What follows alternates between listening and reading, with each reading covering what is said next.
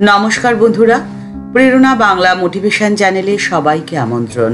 যখন কেউ আপনাকে আঘাত করে, আপনাকে কষ্ট দেয়, তখন স্বাভাবিকভাবেই আপনার মন খুব খারাপ হয় অথবা আপনি খুব রেগে যান।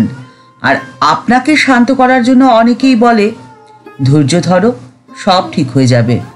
হয়তোবা বলে চুপ করে থাকো, সময় উত্তর দেবে। আর আপনি মনে মনে ভাবেন মুখে এসব কথা বলা সহজ, কিন্তু কাজে করা বড়ই কঠিন। কি করে চুপ করে থাকবো, এ আমার পক্ষে সম্ভব নয়। কিন্তু আপনি যদি বাঁচতে চান, তাহলে কটু কথা বা অপমানের কষ্ট আপনাকে প্রথমে সহ্য করতে জানতে হবে।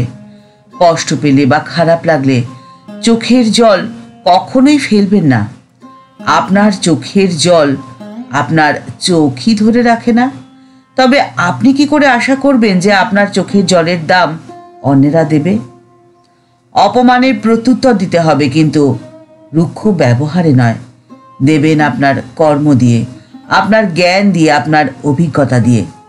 আজকের ভিডিওতে স্বামীজির জীবনের একটি ঘটনা আপনাদের সাথে শেয়ার করে নিচ্ছি। প্রতিকূলতার মধ্যে কিভাবে নিজেকে শান্ত রাখবেন, কিভাবে সেই পরিস্থিতির মোকাবিলা করবেন, কিভাবে অপমানের প্রতি উত্তর দেবেন, সেই পথের সন্ধান আছে এই ঘটনায়। তাই ভিডিওটি শেষ পর্যন্ত দেখার অনুরোধ করছি। যদি ভিডিওটি শেষ পর্যন্ত দেখেন, আশা করি আপনাদের ভালো লাগবে। স্বামীজি তখন লন্ডনে, সেখানের এক বিখ্যাত সভায় স্বামীজি গেছেন এবং স্বামীজির সঙ্গে রয়েছেন মহেন্দ্রগুপ্ত এবং শারদানন্দজি। সেই জনসভায় উপস্থিত হলেন জনৈক পেনশন পাওয়া একজন ইংরেজ সাহেব। তিনি হয়তো সারা জীবনই বেঙ্গলে কাজ করেছিলেন। বক্তৃতার শুরুতেই তিনি অত্যন্ত অশুভ মন্তব্য করতে শুরু করলেন। তিনি চিৎকার করে বলতে লাগলেন, গৌতম বুদ্ধ অত্যন্ত স্বার্থপর লোক ছিলেন আর তেমনই নিষ্ঠুর ছিলেন। তিনি নিজের স্ত্রী পুত্রকে ত্যাগ করে বাড়ি ছেড়ে চলে গেছিলেন। স্বামীজি তাকে তোয়াক্কা না করেই গৌতম বুদ্ধ সম্পর্কে যখন বলছেন, তখন সাহেবটি অত্যন্ত অসভ্যের মতো চিৎকার করে বললেন, আমি জানি সাধুরা চোর, সব চোর। আমি তাদের পেছনে পুলিশ লাগিয়ে দিতাম। অনেক সময় পুলিশ দিয়ে গ্রাম থেকেই তাড়িয়ে দিতাম। চোর ছ্যাঁচোর লোকেরাই গেরুয়া পরে, আর তখন তারা সাধু সেজে ঘুরে বেড়ায়।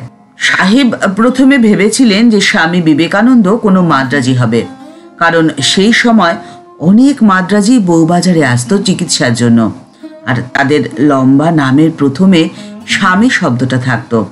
কিন্তু সাহেব যখন বুঝলেন যে স্বামী বিবেকানন্দ বাঙালি, তখন তিনি স্বামীজিকে আরো আক্রমণ করতে শুরু করলেন। একদিকে সেই সাহেব স্বামীজির বিরুদ্ধে অপমানের তীর ছুঁড়ছেন, আর অপরদিকে স্বামীজির অনুরাগী এক ইংরেজ সাহেব তার বিরুদ্ধাচরণ করে চলেছেন। সভায় প্রবল উত্তেজনা শুরু হলো, হাতাহাতি হবার উপক্রম।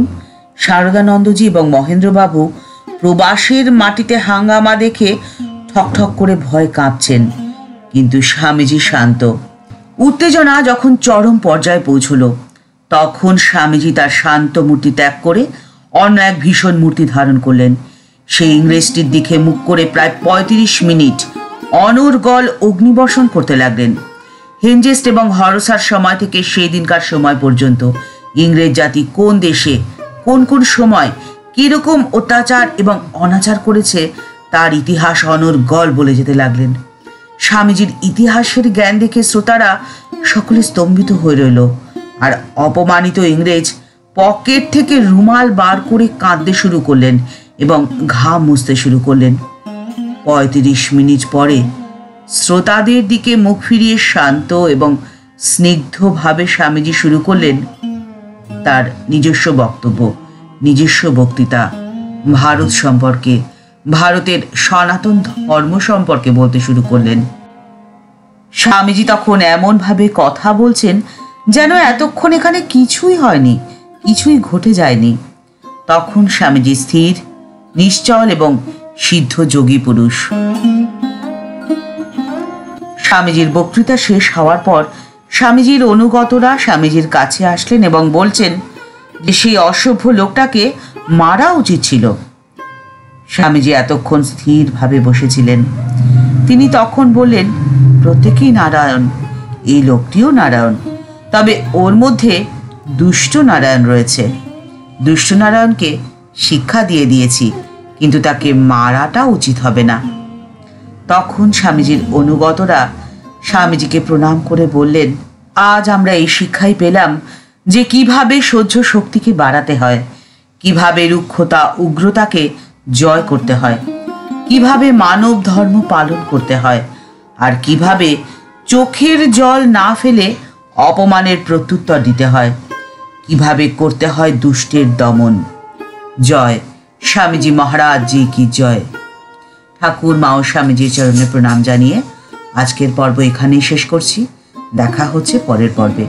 ভিডিওটি যদি ভালো লেগে থাকে তাহলে তা শেয়ার করার অনুরোধ রইল। সবাই ভালো থাকবেন, সুস্থ থাকবেন। নমস্কার।